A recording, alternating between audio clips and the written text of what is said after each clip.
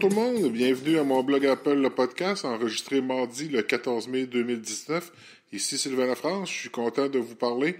Aujourd'hui, ça va être une émission toute simple. Je vais vous parler d'une application que j'ai développée. On parle d'une application iOS. Ce n'est pas un jeu. J'avais fait des petits jeux dans le passé, mais là, j'ai été vraiment avec une application.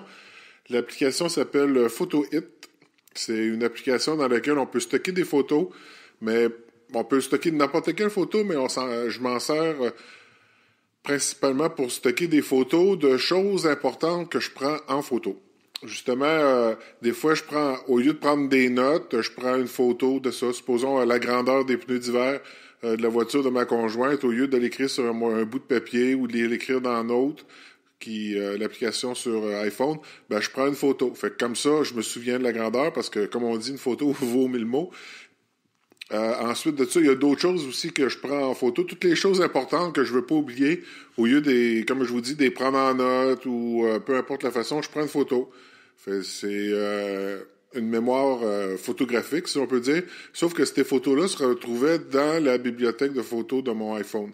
Au travers de mes photos de vacances, des photos d'anniversaire, toutes les autres photos, les photos de Noël, tout ça, j'avais un pneu qui apparaissait en plein milieu. C'était pas facile, puis d'un autre côté, on pouvait pas faire de recherche pour savoir c'était quoi ce pneu-là ou c'était quoi cette page blanche avec des écritures dessus, des notes que j'avais pris avec un papier puis un crayon.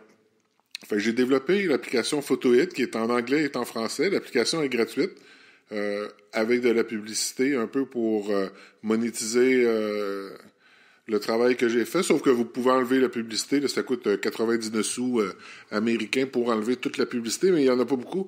Puis, le but de l'application, c'est de vraiment prendre ces photos-là qu'on a, les photos mémoire que j'appelle, là, puis de les intégrer dans l'application et on peut mettre 4 photos par mémoire, si je peux dire, par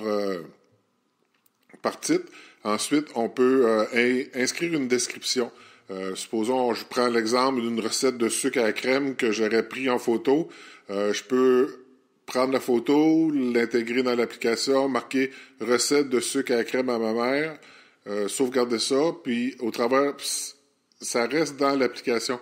Fait qu'à un moment donné, je recherche la recette de sucre à la crème à ma mère, au lieu de me promener dans ma bibliothèque de photos puis faire 203 swipes vers la gauche puis vers la droite pour essayer de trouver la bonne photo, j'ai juste allé dans mon application, taper recette, sucre à crème, des termes de recherche, puis les photos associées à ça vont apparaître à l'écran, puis j'ai juste à cliquer dessus pour voir la photo, puis je peux, je sais pas le terme en français, mais je peux pincher avec mes doigts pour agrandir la photo, je peux la partager à quelqu'un aussi, l'envoyer par courriel ou par e-message ou par toutes les applications qu'on a d'installer là, qui peuvent envoyer des messages.